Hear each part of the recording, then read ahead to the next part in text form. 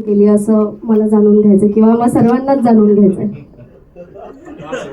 काय पाहिलं हिच्यापासून सुरुवात Should I say the truth or the scripted answer? Let me ask Prarthana ma'am if you allow him to speak the truth. Yes, please.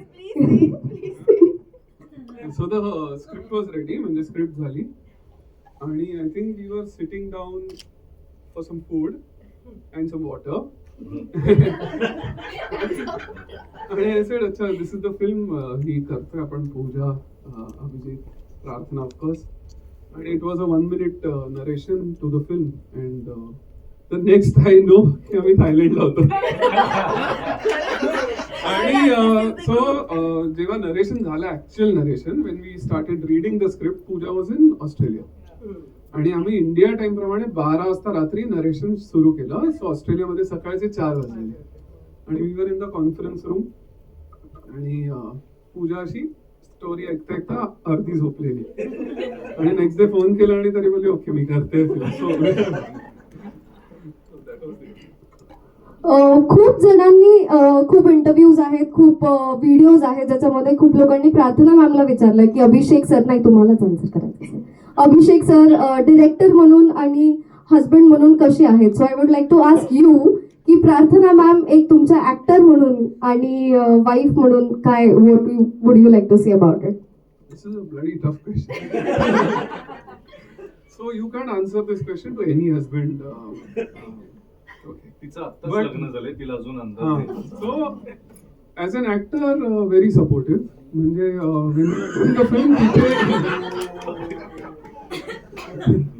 अच्छा हो, as an actor and as a wife, very supportive. My mistake. तर nothing. I mean, she was like an actor, I was like a director. So असं काय त्याच्यात हे नव्हतं की माझे सीन्स का असे आहेत आणि असं. So there was nothing like that. Other than couple of very difficult scenes. मी उत्तर देऊ? Yes. Scuba diving scenes. But otherwise, it was perfect. Ma'am तुम्हाला काय म्हणायचं? सो बेसिकली मी खरंच एक ऍक्टर म्हणूनच ह्या फिल्ममध्ये काम केलं आणि तो एक डिरेक्टर होता आणि तो खरा माझ्यावर खूप चिडायचा पण डिरेक्टर म्हणून, आणि मला एक ऍक्टर म्हणून सगळं ऐकावं लागायचं. तुम्हाला तो एक्सपिरियन्स माहिती असेल. तो बेसिकली तुम्हाला सगळ्यांना माहिती असेल की नाही, पण माझं ना आता एक सर्जरी झाली 6 महिन्याआधी गुडघ्याची, माझं लिगामेंट तयार झालं होतं. सो त्याची सुरुवात झाली होती थायलंडपासून. तिथे मी खूप जास्त आम्ही एक्झर्ट केलं होतं आणि त्यामुळे माझा पाय दुसऱ्याच दिवशी गुडघा सुजला होता असा.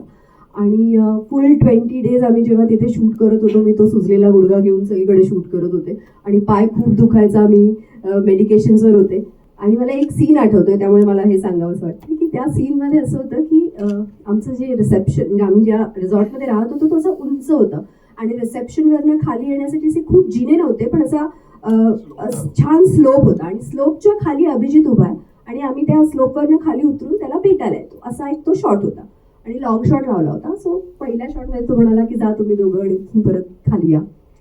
एकदा झाला, तिथे सगळे पासिंग चाललं होतं म्हणून तो म्हणाला नाही कट परत एकदा जा वर. म्हणून मी परत वर गेलो. तिसऱ्यांदा झालं, चौथ्यांदा झालं आणि आय थिंक 4थ्या का 5व्या शॉटला मी त्याला म्हणाले सर आपण जरा साईडवरून येऊ का, आम्ही एवढ्या वरून नाही आलो तर चालेल का, जरा इथून साईडवरून येतो का. तर माझा गुडघा दुखत होता म्हणून मी एक ऍक्टर म्हणून बोलले. त्याच्यावर तो मला म्हणाला घे शूट पण तूच कर ना, मग तूच डिसाईड कर कुठे कॅमेरा लावायचा आहे, काय करायचंय. त्या दिवसानंतर मी कधीही एक शब्द बोलले नाही. जे माझे डिरेक्टर म्हणाले ते मी केलं.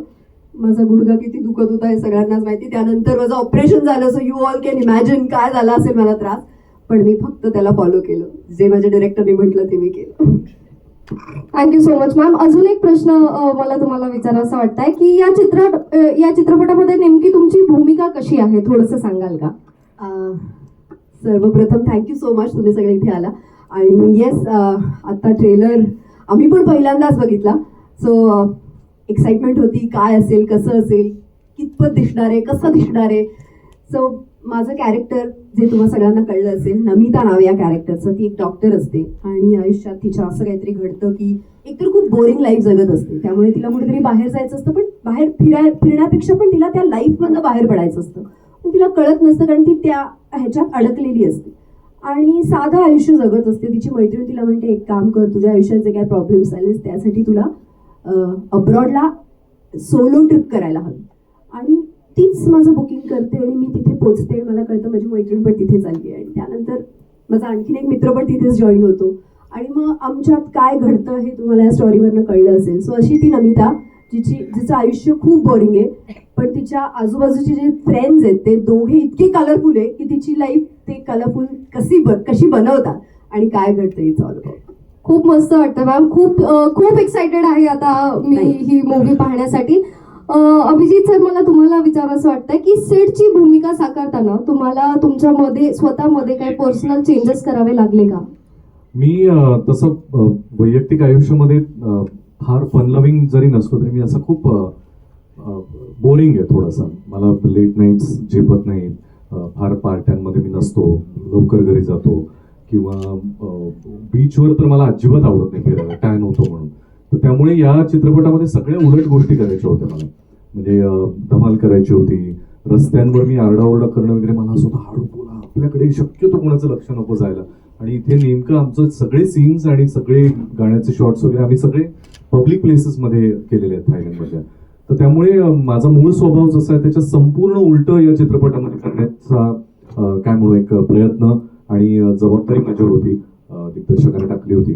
पण मी एका पॉइंटला सगळं झापडं बंद करून जाऊ द्या, आता आपल्याला करायचंय तर आपण ते केलं पाहिजे असं म्हणून प्रयत्न केलाय. आय डोंट नो कितपत ते जमलंय ते आता तुम्ही चित्रपट बघून मला तुम्हीच सांगा. So it was pretty challenging. थायलंडचं शूट दमवणारं होतं, पण अर्थात 2 मैत्रिणी आणि एका मित्राबरोबर आणि बाकी पण सगळे आमचे खूप जवळचे मित्र झाले. यांच्याबरोबर काम करताना आपण काम करतोय असं वाटत नव्हतं. म्हणजे इट वॉजंट अ टास्क की आज सकाळी उठून चला आता शूटिंग करायचं, एवढे तास काम करायचं आणि घरी यायचं, असं नव्हतं. त्यामुळे रोज काहीतरी नवीन करायला, नवीन जागेत शूट करायला मिळत होतं.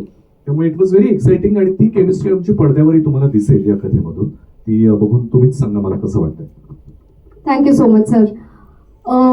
पूजा मॅम, मला तुम्हाला असा प्रश्न विचारायचा आहे की first of all you tell me about your character, की तुम्ही काय कॅरेक्टर प्ले करताय, कसं आहे तुमचं शॉर्टमध्ये कॅरेक्टर? नमस्कार, very good evening to everyone.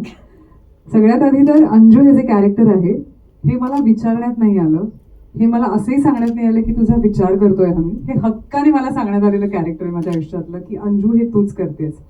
खरं तर अभिषेक माझ्या आयुष्यात एक मित्र म्हणून आधी आला आणि मग हा चित्रपट घेऊन तो दिग्दर्शक म्हणून माझ्या आयुष्यात आला.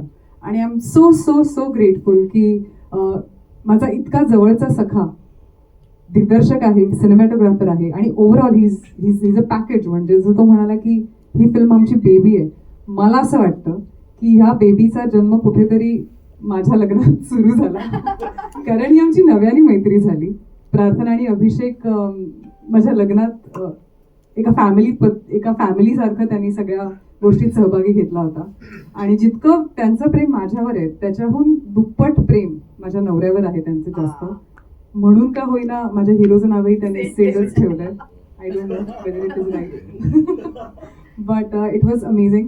आणि काय बोलू, आमचा मित्रच दिग्दर्शक आणि सिनेमॅटोग्राफर ही असल्यामुळे ॲक्टर म्हणून आम्हा तिघांना डबल टेन्शन असायचं की आपण जरा जरी चुकलो तर दिग्दर्शक आणि सिनेमॅटोग्राफर दोघेही भडकतील आपल्याला. सो आमचा प्रयत्न असायचा की काहीही चूक न करता व्यवस्थित आम्ही शूट करावं आणि आम्ही खूप मज्जा करत हे शूट केलं. थँक्यू सो मच अभि, एक मैत्रीण म्हणून थँक्यू म्हणते तुला. अंजू म्हणून मी जे कॅरेक्टर जगले ते ओव्हरऑल कॅरेक्टर मी माझ्या लाईफमध्ये कधीच जगले नव्हते. अख्ख्या माझ्या आयुष्याचं जे आउटगोईंगनेस आहे किंवा काय म्हणतात फुल ऑफ लाईफ जी मी साकारली आहे अंजू म्हणून, ती या कॅरेक्टरमध्येच मी साकारली आहे. So thank you so much for that. During the shoot आता मे बी 21, 25, 30 डेजचं शूट होतं. सगळ्यात सेटवरती सगळ्यात मस्ती कोण करत होतं? विच मीन्स डिरेक्टर सरांना राग. ज्यांना वाटतंय त्यांनी एक स्टेप मागे जावं. अभिजित खांडकेकर ऑफकोर्स. तुम्हाला फार असा साधा सोज्वळ दिसतो तो, पण एक लहान बाळ दडलंय त्याच्यात.